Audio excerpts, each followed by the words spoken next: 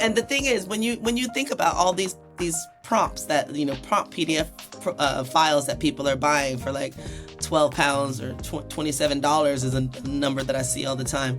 It's cheap enough that people will buy it just to see what it is, right? And then maybe they'll get ideas and they'll create one as well. But you end up with all these generic prompts and everyone is using them, and all the content on the other side of that ends up coming out looking the same or having the same kind of base of training.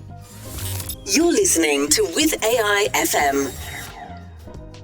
Hello, and welcome to Women with AI, the podcast dedicated to amplifying the voices and perspectives of women when it comes to dealing with a world filled with artificial intelligence. Today, I'm speaking to someone who's already been a guest on the show. But before we jump into our chat, let me tell you a little bit more about her.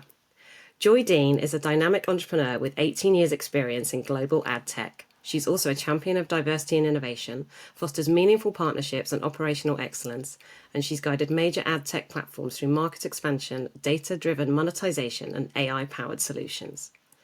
Joy is a strategic leader in publisher partnerships, revenue growth, and digital transformation.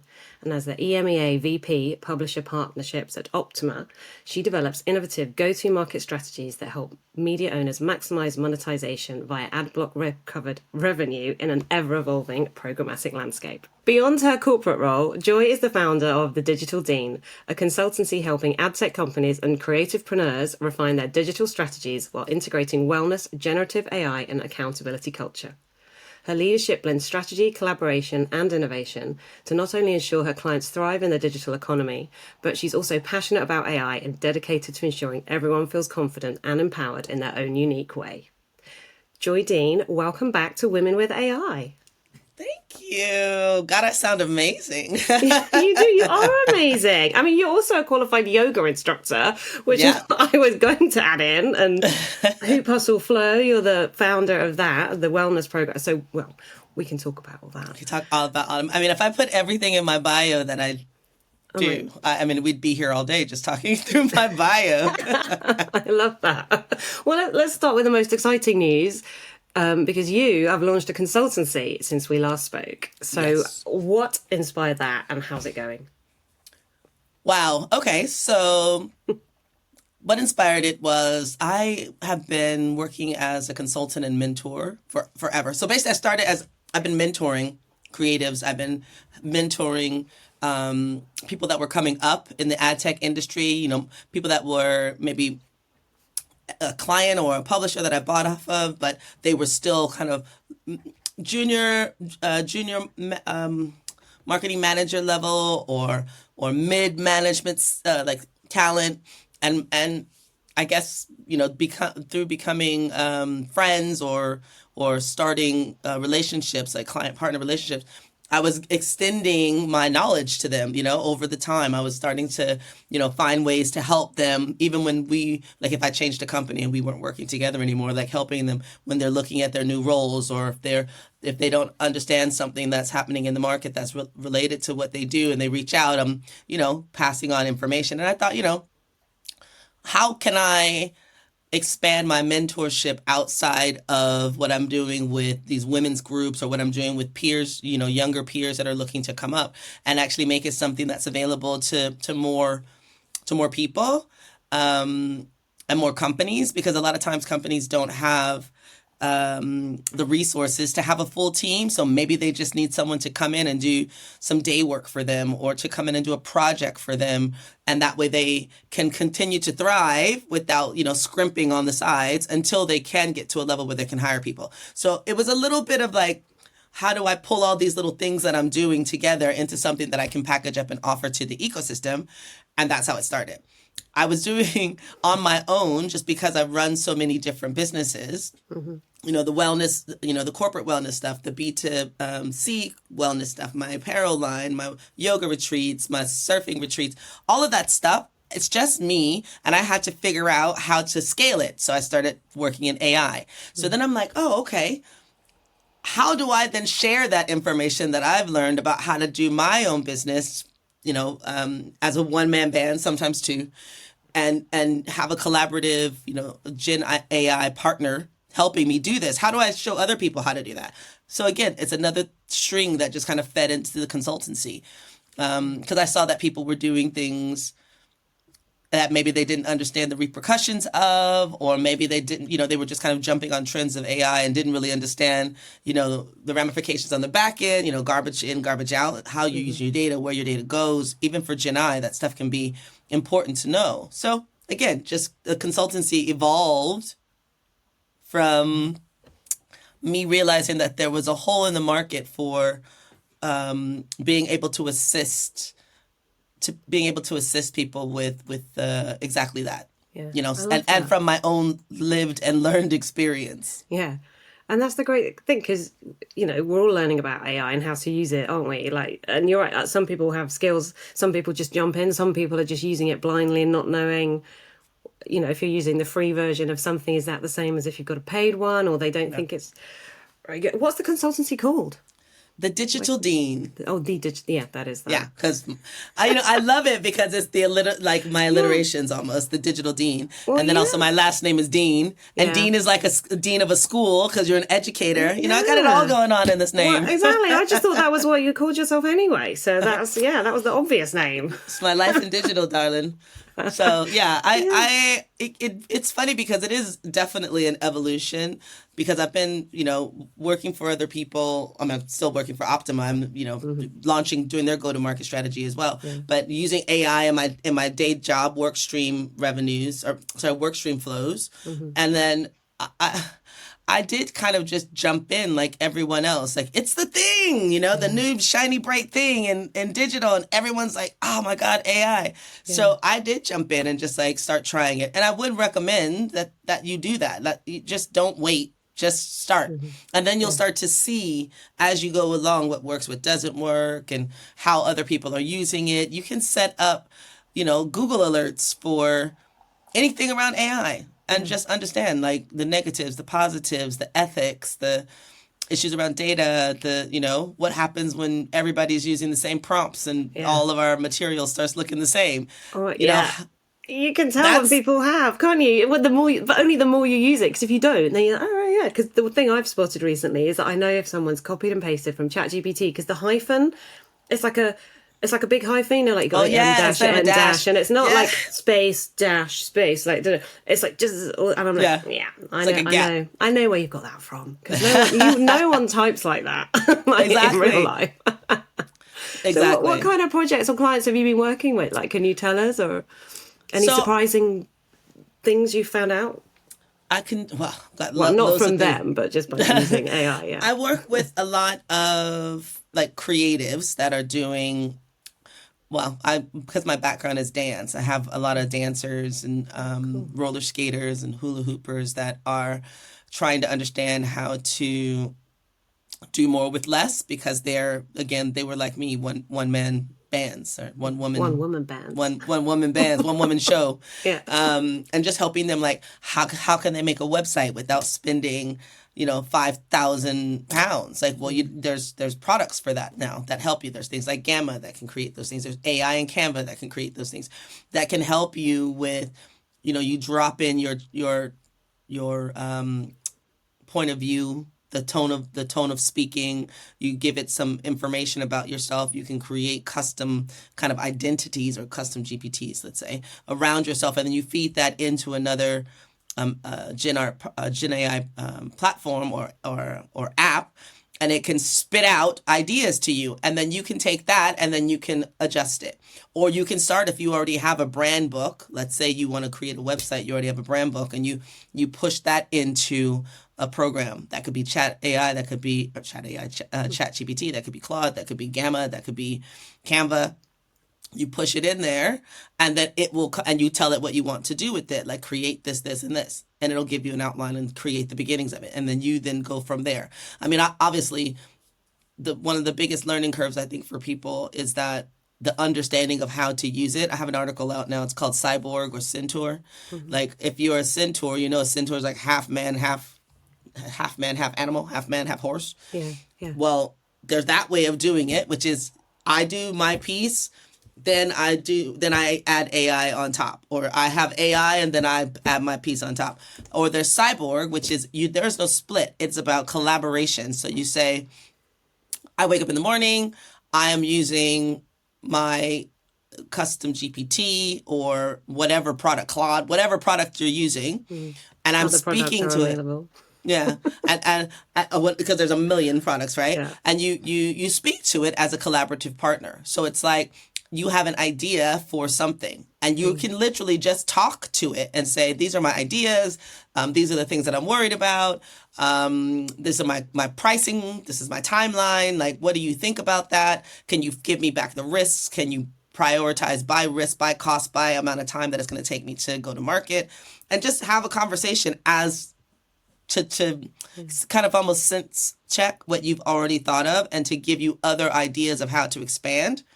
Or you can simply say, God, I have, when you're an artist or a writer and you're sitting in front of a blank piece of paper and it's like, what the heck? Like, I don't even know where to start. You use it like that, where you're like, I have an idea for an art piece, or I have an idea for a show, and I don't know where to start. These are the 5 things that I want to be included. Why don't you give me an outline of 5 concepts to go along with these ideas that I have? And in, split seconds, it can come back to you faster than faster than I could call my girlfriend and be like, hey, I had this idea. Yeah. What do you think? So it'll come back with all this information. And then you can take whichever one you like the best, or even you can pick a mix from all the different things that it's come back to you. Go away, create your world, come back, drop it in there, and be like, this is what I created. What do you think? What do you think the pricing should be? Or what do who's the best audience for this? Or my audience is this. What should I offer them that's going to be exciting and new and different? Yeah. Wow. Because there are whole job roles out there now, aren't there? Well, there should be. I think they're coming about being a prompt engineer or a prompt. Oh my gosh. Because that's the thing, I scroll through Instagram and, my algorithms or whatever, and there's stuff about AI, and it's like, comment this, and I'll send you all these prompts that you can try. And you're thinking, hang on, thousands of people have commented. So now all these thousands of people are just going to be using the same prompts. So I think, I know you're right, it's that using it like it is talking to a friend, someone that you trust. And I guess that's when you go for the paid versions, I'm guessing. Like in your deep dives into AI, like did you start off with the free ones and then do you pay? And I'm like freemium style. I start off free, see what's going on, and then when I try to try before you buy. Try before you buy. And if I try to do something that it doesn't let me do after I've started using it, and it says, oh, you got to upgrade, then I'm like, oh, do I want to upgrade to do that one particular thing, or can I do that particular thing in a different product for free? So you kind of do the rounds. Also, I would suggest if you do a paid product, like just do it for 30 days. Like try it, see, and use it every day. And if you don't like it, you can cancel it. It's not like, your life, you're giving your firstborn child. Yeah. It's just, give it a go. I do know that when it comes to, as you were speaking about all the PDFs and, it's like PDF farms, like people are using it just to create PDFs about how to use the different AI products, how to write the best prompts, how, these things are making tons of money for because people don't know that's why they need you. They need a consultant. They need a consultant like me, exactly. And then and the thing is, when you think about all these prompts that prompt PDF files that people are buying for like £12 or $27 is a number that I see all the time.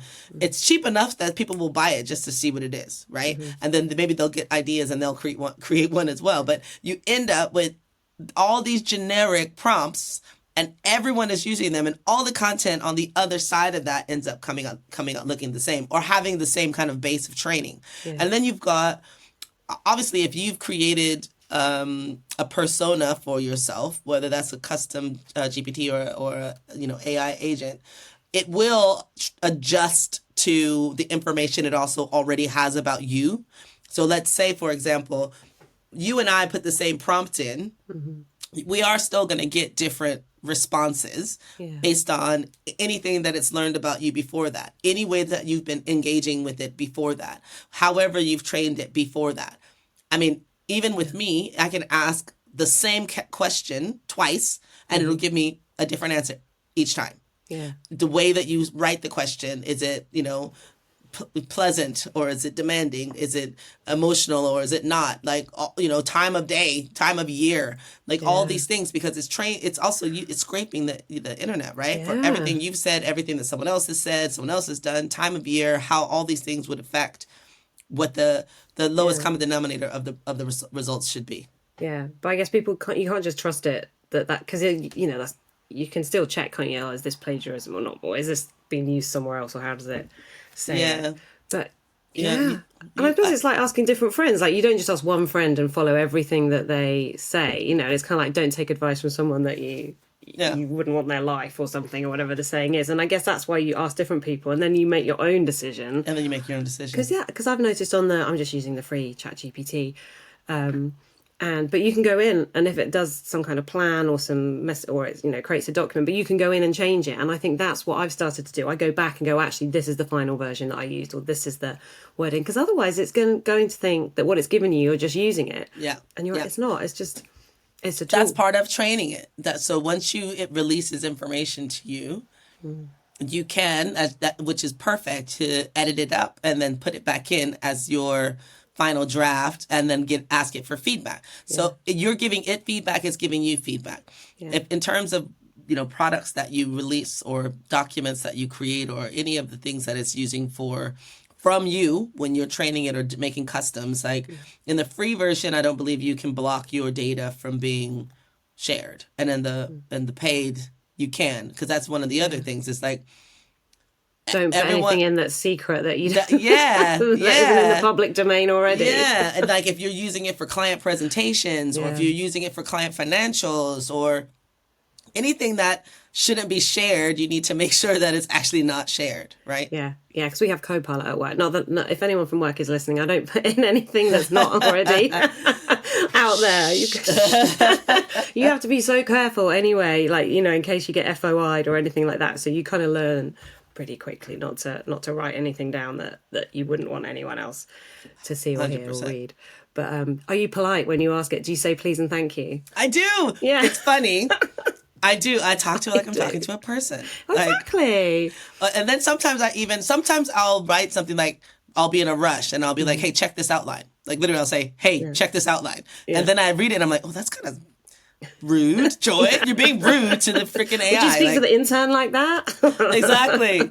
I mean, and I think that I was doing some training. Oh God, it was a master class on like these 4 different like top professionals using AI, and they were talking about how it can sometimes come across like it has a feeling. Because it's trained on large language models, right? So it's learning about us based on how we speak. Yeah. So it can, if I respond snappily, it will understand to an extent that it's snappily, not in an emotional construct, but in a turn of phrase construct. Like, it knows what that means in reference when it hears that kind of context in the language. Or if my boss is going to fire me if I don't get this, I need it really quickly. Like it can interpret based on the language that is like what our emotional context is in that. It's hard to explain what I mean, but it's like not emotional as in a human emotion. It's learned. But it's learned, like that's what your emotion is for this state, and this is what the response should be to reflect that particular state. And it's guessing. Yeah. This is the most likely. Yeah, oh my God! It's predicting, isn't it? Yeah, exactly. It's a prediction tool. tool. It's like a recommender tool. It's saying this is the most likely response to the thing that you've just asked me. Doesn't mean it's correct, but it means based on all the other things, all the other pieces, just like a recommender. Yeah.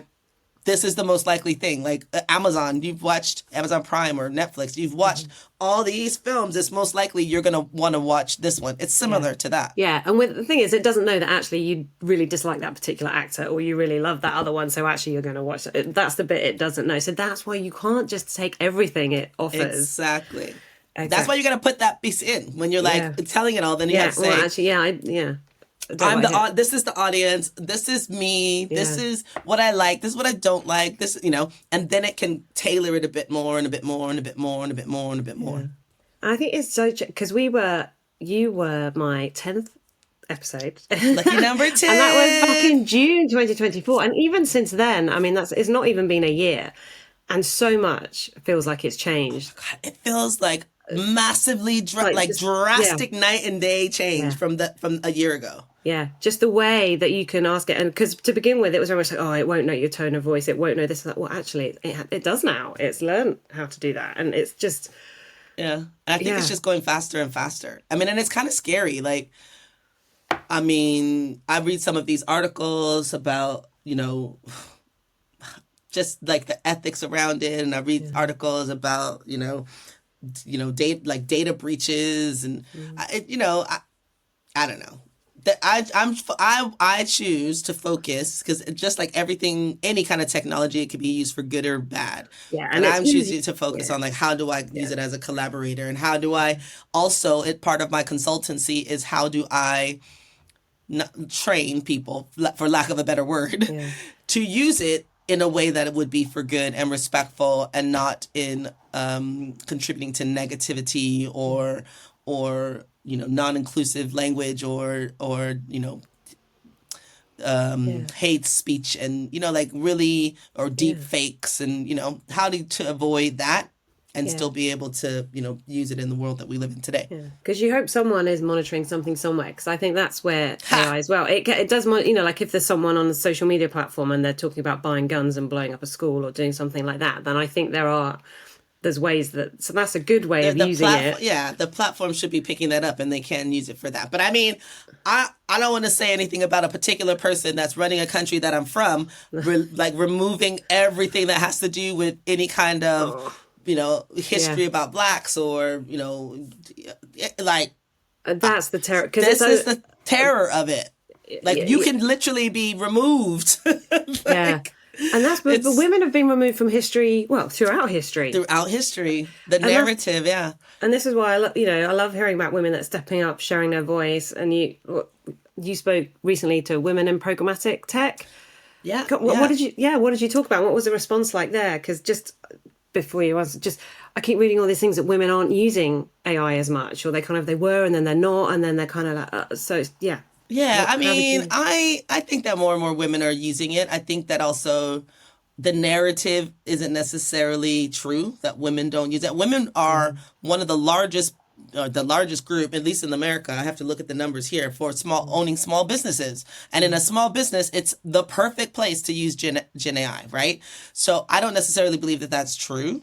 I think when you look at roles that are specifically in tech companies that using AI, or being hired to do a job specifically around data for AI or architecture, maybe that's where it's less females. But in terms of use, on a day-to-day basis, I think, you know, there are women that are using it for work, for their, small business, or for work search. One of the women I was speaking to is using it for, like, whereas before, when you're going for a job interview, you do all the background research, you Google the company, you try to find their numbers, you ask people about it. She's using the AI to actually do that for her. So instead of spending days researching the company, you spend minutes, you get all this information about the company, so you're prepared for your interview using it like that. So I do think it's becoming more common for women to use it. The group that I hosted, it's like, it was the digital leading ladies. That's what it is. Wasn't twin. It was actually, no, I did two. I did yeah, I did twin, the women in programmatic. I did an AI chat for them on how to use it, and then I just hosted last week for the digital leading ladies, women in AI, and that was about, again, coming and brainstorming about how to use it. Getting different, like, showing each other different tools that we use, different apps that we use, getting feedback on it, how to use it the best, things to worry about, and just having a space to speak rather than to present. But what I did find was a lot of women are using it, and a lot of women are doing custom GPTs. There's a few that were making their own AI agents, and just trialing, and just trialing and trial and error. Yeah. And it was started, Maninder. Oh God, what's Maninder's last name? I'll give her a shout out. I'll give you her name later. But she put together with Emma Wharton, I think her name is, and she does We Are Spark Oh AI. yeah, I've had her on the show, Emma. Yeah, Emma Yeah, Wharton Love. Yeah, she's great. And is it yeah. Melinda Paul? Is that who? Yes, Yes. yes. So Yeah, the two she's of on them my were list talking. Yeah, to speak with speak her. to. Yeah, yeah. Speak to her. So they were chatting about putting this group together, and then the group got created, and I was like, I saw it in another group, and I was like, oh, I want to be in there. Yeah. And now it's a growing group of women that come together and share everything that they know about AI, events to go to, as I said, apps that they're using, how they're using, Claude versus GPT, and people have favorites. Like, I use ChatGPT all the time, the paid version, and I have my own. I've trained it on how to speak like me. Sometimes it gets it right, sometimes it doesn't, and I have to be like more casual here, more strong there, Whereas other people love Claude, and they say it just sounds more natural than ChatGPT. But again, try it. It doesn't cost you anything just to try it, and then you find out, right? Yeah. And the more of us females that are using it, the more our voice gets into the narrative in the world. Because honestly, with all the data out there, the responses that we get are based on what information is put out. Who's putting information out there, right? Yeah. So we need to be doing that. We need to have our voices heard and use this to have our voices heard. Yeah, 100%.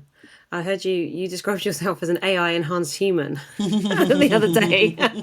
I love that. But it is, it's like, we want to like humanize the AI, or, like the AI needs to be, have the human element. But we are becoming AI enhanced, aren't we? We are. You are. And I mean, the machine is never, I don't ever want the machine to be human. Because never, it's not. It's like, why? We're human. We don't, and we don't need that. And we, I'm much more about trying to find the pieces in the tech, because that's what it is. It's technology that helps me live a more productive, efficient, quality life. But I'm not worried about it replacing me, because you still need a human to train it until you have robots that are training it for us. I mean, that'll be the scary part. Well, but you still need yourself in it. And I think it's also swings and roundabouts. You remember, like, we used to make books and book binding and all this, and then it was like everything's on tablet. And then there's a swing back where people are like, I actually want to hold a book in my hand. I want to write on an actual piece of paper. Yeah. You still need to have the human element of anything and everything that we do. Like that's just who we are and what we are. Yeah, you're right. It's gonna swings and roundabouts. It's gonna go up and down. And it's there was something the other day. The big Netflix show at the moment, Adolescence. It's all about that. It's oh my god, everyone needs to watch it, and everyone should watch it. It's amazing. It's some great acting, and the way that it's filmed is incredible.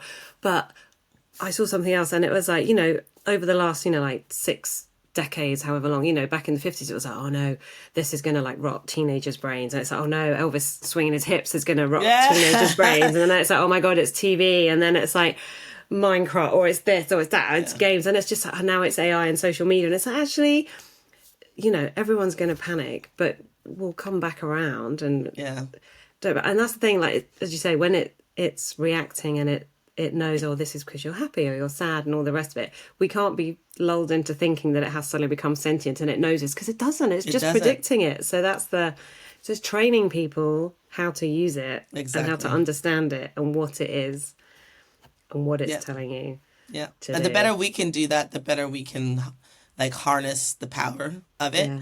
And rather than through fear. I mean, I always have a healthy amount of fear for everything, but I still need to get involved. Like, it's like my mom would be like scared of stuff, but she's never tried it, never tasted it, never been there. Like, no. Yeah, you just go, no, I don't want to try that. No, I don't want to. Yeah, like you need to, if you're going to like want to make a decision, you need to make an educated decision about it. At least try it first. At least try it. Exactly. Exactly. I didn't used to like tomatoes, but now, I'll eat a baby tomato. I love a tomato. I used to hate tomatoes, and now I love them. Well, your palate changes as you grow. Exactly. Everything changes. There you go. There you go. So what are you using right now? And do you use it in like all? Yeah, I think you do in all. Pretty much everything. So So I use it for, because I've been sitting next to me. I've got a ton, like 5 notebooks, and I like to write things down because I have so many ideas, and I do still write it down because it gets it out of my head. Yeah. But now I put them into ChatGPT to prioritize my day. Yeah. So that helps, because then I'm not like, what should I do, and getting distracted. I put it in there, and then I follow the list, and I give them like importance of like when this needs to be done or when that needs to be done or what it's for. And so it can prioritize for me.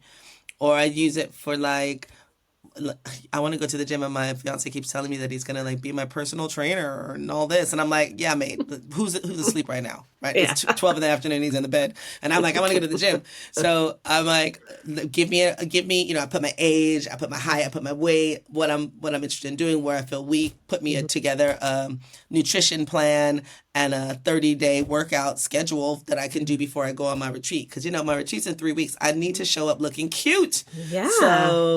So it feeds me that. And then I can print it out, take it to the gym, and I can work out.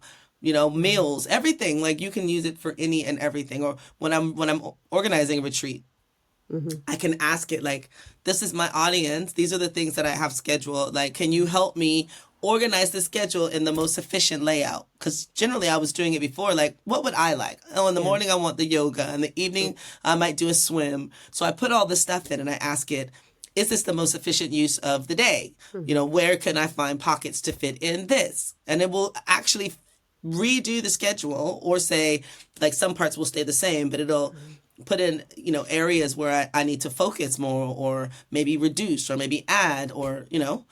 Wow, I love And that. again, I hadn't thought about asking it for a PT session or like yes. because I've just started rowing, so it's like, well, I need to, it's a kind of like, what's the best way for me to get stronger legs or do this, that, the other? What is a protein breakfast? What should I be? Exactly. All right, I'm doing that straight after this. Because there's literally people have put all over the internet all these recipes and this plan and that plan. Yeah. It would take you forever to try to find all that stuff. yeah. And even when you do, Yeah. like I go on like, give me some yoga classes or yoga moves for glutes specifically, right? Because I have to do my sequences, which are like you start. You've got and your it goes up shorts that I love. Yeah. Yes, my little yoga booty and skater booty shorts, all of those. And I'll be like, what's the best sequence for like a 15-minute session, right? Yeah. And then it'll spit something out. And then I look at it because I know yoga. Then I'm like, okay, maybe not that or maybe not this. And then I tell it, no, this isn't correct. Put that there. And then it'll redo it. So you can start putting things together to send out to someone else as well. Like, so one of my students may be like, hey, I can't make it to class. I can put her together a PDF in like 2 minutes of things that she can work on if she's not going to be able to come to class. And it's written out and it's pretty. And then I can copy and paste it and put it on like a Canva template or newsletter and send it to her. Yeah. Wow. So it just saves you so much time on very simple tasks that are, it's like the minutia, like things that are repetitive that you just don't need to be doing. So you can focus on other stuff. That's my top tips are use it as a collaborator and brainstormer. Don't believe everything that it says as word. You need to know what you're asking it to do and check it. Yeah. 3, get rid of the minutia and the day-to-day BS using your custom GPTs. And 4, protect your data. Make sure that you're not using it for anything that's, that you can't share. And 5, try everything. Like right now. As soon as you get off this podcast, right now, try something new. Yeah. I'll give you a list. Yeah. Do it. Well, I'm going to put links in the show notes to everything. Perfect. That we've been talking about. I mean, is there anything else that's caught your eye lately? Anything? Let's see. Yeah. I mean, right now, I'm like super deep into Canva. I've been using Canva forever anyway. And my algorithm on Instagram keeps sending me all these like Canva hacks. Yeah. But I was using it first because I studied graphic design and web development in school, right? Another thing to add to the bio. Yeah. Gotta add that to the bio. And I was like, God, I'm so old. Like, I come from a time when you built a website doing HTML coding, like actual coding. Yeah. And now you just tell something, oh, I want a this, that, and the other, and it pops out a freaking website. I'm like, oh my God, it blows my mind. But I'd moved to like Photoshop and Illustrator. I was using Illustrator because I make jewelry and you know, like laser cut jewelry, and you have to make these vector files for it, And I'm like, God, this takes a really long time. And Photoshop and Illustrator, like the Adobe products, you really do need to learn them, and there's layers, and like the more you use it, it gets hard. You can do more really interesting and cool stuff, right? But it takes you time. There's a learning curve. Yeah. Now I can go to Canva and I'm just like, it's got templates. I can drag and drop. I've got like everything that I could do in Photoshop, I can do in freaking Canva, and it takes me half the time. Yeah. And I can put my brand book in there. I can put my colors in there, and it gives using AI. It gives me just the speed of putting out my social content, my retreat content. I need to be posting every day about the retreats, and then like I'm doing an Easter Sunday roller pole session. It's like roller skates and pole dancing, and I need to do that. It's on Sunday. I don't have, I work 9 to 5. I don't have hours upon hours to make all this content. So Canva is like amazing. It's amazing. That one, Gamma, is amazing. Also a really cool tool to like build products that can be completely AI focused based on like, you could tell it a word. I want to see a pretty black girl with an afro. describe what pretty is, describe her skin color. It'll pop it out and it'll give you images, and now put them in a disco, you know, and it'll do all this stuff, and then you can tweak it and add your own photos and blah blah blah. Yeah. So there's a lot. Those I'm loving those. I also am trying to do. I can't remember. I think it was like the ad tech. Yeah, it's the ad tech chat group by John Walsh, and they're doing an AI podcast, which I am super excited about learning about. I mean, not that I like chatting, so I don't know exactly how it works, but I'm interested in learning about that sort of thing. Or there's one called Yoodli. It's like YOODLI. And again, it puts scripts together. It has music. There's this, you know, and again, if you're using things that have music in it, be careful of copyright, because it's being trained on stuff that people, it's in the public's domain, but they're not getting paid for it when it's being used. So be really careful about that. Really careful about if you use images and things that you found off the internet, that if they're copywritten, like in your sales pitches and stuff, like be careful about that. And then there's one other one, oh gosh, Dolly. I tried Dolly. I mean, I don't know it well enough yet. So that one and something called Runway are the two that are next on my list. I started with Mid Journey, but I kind of just dropped off because it was taking like the learning curve for me was a little bit too much. And now I'm looking at trialing Runway with, I think Emma is doing a course for I think it's for creative agencies as well for that product. And then oh gosh, I just slipped my mind the last one. Oh goodness, it slipped my mind. I'll have to. It'll come back to me. It'll come back to me. But I'm trying to try them all. Oh, I know what it was. Go to Coursive.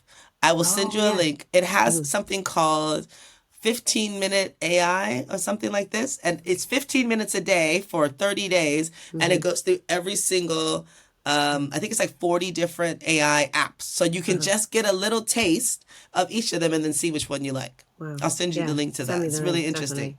Definitely. I think, that's amazing. And it helps if you're creative, but if you're not, then you can use it. And if I mean, there's so much out there. I mean, it is a lot of information, and it's a lot of, you know, there could be a fear about trying something new or not knowing where to start. It's like that blank page syndrome. But honestly, if you do something like a program that just gives you 15 minutes of something and it helps you, and then, or try something at work. You know, when you're going to work and you're like, oh, I have to write my highlights of what business I've been working on this week and what publishers I've spoken to, or, you know, what I've done with the team. Voice note everything you've done in it, and then it'll put it out in a nice like QBR or a nice highlight page, or, you know, and then you can turn that in. Save you some time of typing it all up and writing it all up and trying to make it look pretty. Love that. Thank you, Joy. Thank you so much for your time today and for all that. Send me the links. We'll find the links, put them all in the show notes. And then where's the best place for people to find you? How can they get in touch with you? So you can find me on LinkedIn, The Digital Dean. You can find me on Instagram, The Digital Dean. And you can email me, of course. Joy at The Digital Dean. So easy. I love it. You have the perfect name. So easy. Oh, well, Joy Dean, thank you for coming on Women with AI. Thank you for having me. It's been a pleasure, as usual. Absolute pleasure. Thank you, Joy.